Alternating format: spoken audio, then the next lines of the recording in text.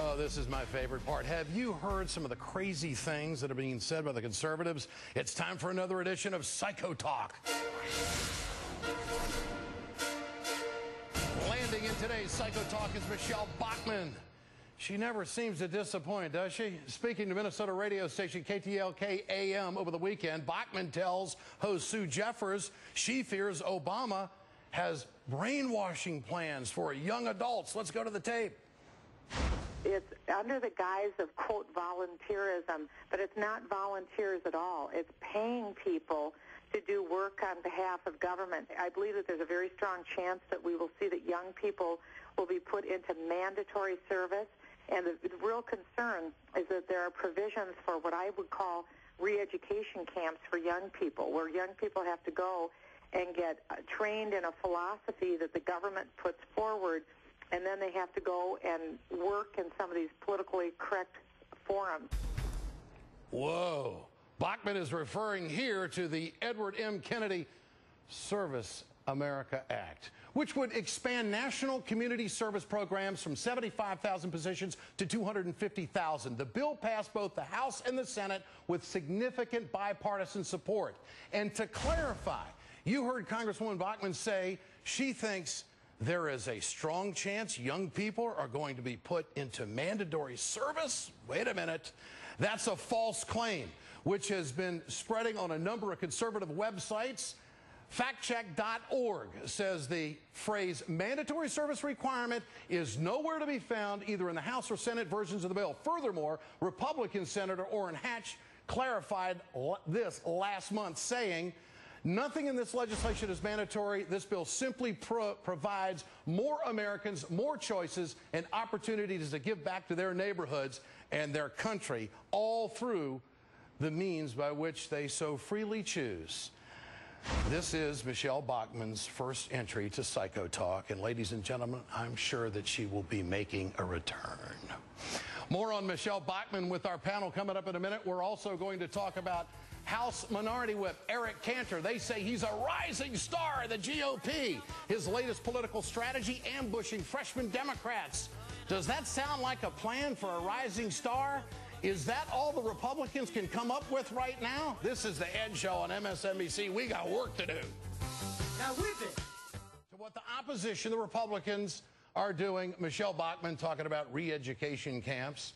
We showed you her in Psycho Talk. And this report today about Eric Cantor, the #2 Republican in the House.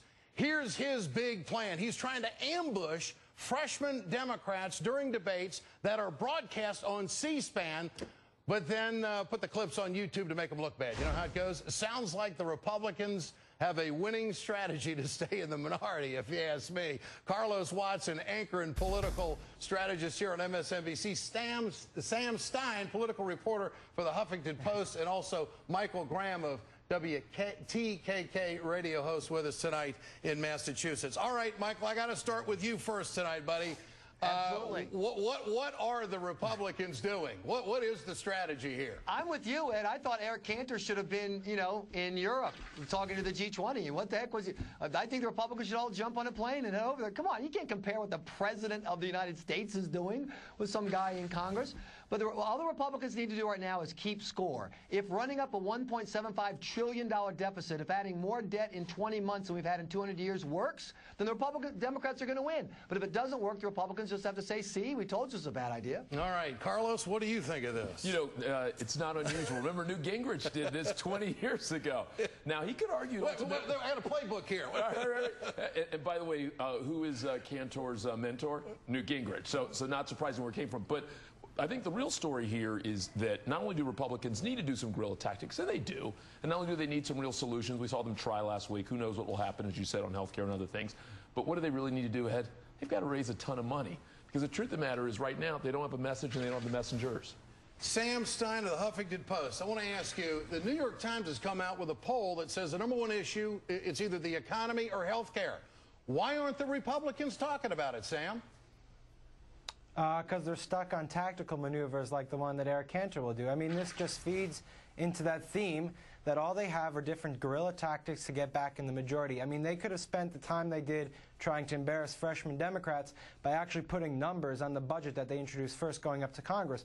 But they're devoid of ideas, and they can't talk about the economy when they have Bush hanging over their heads as the reason the economy is in the doldrums in the first place. So, again, deploying tactics as a way to get back in the majority, don't know if it's going to work. Michael, are the elected, I got to ask you, Michael, are the elected Republicans listening to Newt Gingrich? Do they believe that we are less safe? Does the leadership of the Republican Party think we're less safe? I'm sorry, you mentioned a mythical creature. I'm not familiar with the leadership of the Republican Party. I haven't been able to find them. But I want to get back to something. I love this sympathy for congressmen of whatever party. They're in Congress. Someone asks them a question. Eric Can-err isn't asking them questions from Jeopardy, quick, the northernmost European capital. He's asking them about the policies they're discussing. And so I'm supposed to feel sorry for a congressman that he doesn't understand the issues. Then again, since Democrats have stopped reading any legislation they vote on, maybe it is a trick question. I don't know. All right, let's take a look to get a clip for YouTube. Let's take a look at some of these numbers. Hold on, fellas. Hold on. The New York Times CBS poll, the right directions on the economy. The numbers show that the President of the United States, Carlos, is headed in the right direction. How long do you think this can last? I mean, we got to start seeing some jobs, don't we?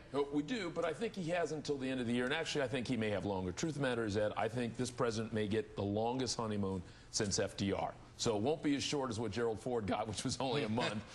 And he may or may not get 2 years. But I think people are willing to give him some time. And you know what's helped a bunch in the last couple of weeks, believe it or not? I think the Dow.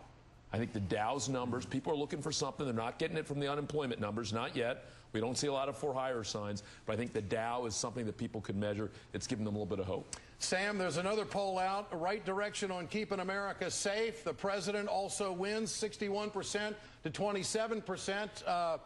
How should the Democrats take this?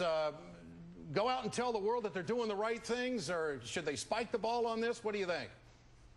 No, I mean, the truth is that they should be civil about it, statesmanlike about it. They don't want to make it a political issue because that's the thing that they blame the Bush administration for doing. I think the structure right here is to focus on the economy, too. So as much as these national security numbers matter, really it's about jobs. And I'm with Carlos. I think the president gets a honeymoon. I think actually the unemployment statistics are what the key is here, not the markets. If unemployment keeps going up, then the president's going to be in trouble. Okay, Sam, I've got to ask you, because you did the story on Michelle Bachmann. Does she have any credibility at all? Yes, sure. I think there's a sliver of the GOP that actually believes the stuff she says, whether it's these camps for education or whether it's an orderly revolution or the elimination of the dollar. All these crazy things she said in the past few weeks. I actually think there is a slice of the GOP that, terminally believes this paranoia about Barack Obama. I just find her comments absolutely amazing. I mean, for talk television, she's the gift that just keeps on giving. And holy smokes. And for Democrats, do you not think that MoveOn.org and every other Democratic group is not going to run some of her things over and over again? Who? Michael, I've got to ask you, should the Republicans be reeling in Michelle Bachmann at all? She seems like an unguided missile right now. I mean, once again, most Americans are going, who's Michelle Bachmann? I love the idea of MoveOn.org. The vast majority of whose members, according to polling, say that they either believe the government was involved in 9/11 or aren't sure, is going to criticize someone over conspiracies. Right now, you have a loony lefty, Lincoln Chafee, running for governor of Rhode Island. He was a member of, he wanted to be part of a 9/11 investigation panel because they're not sure what happened. You want to find kooks in America, look to the left. Well, that's the majority of us then, Michael. I mean, I don't know. Okay, speak for yourself, we got some things going on. I mean, well, come on over, my friend. Things are going pretty good. We're heading in the right direction.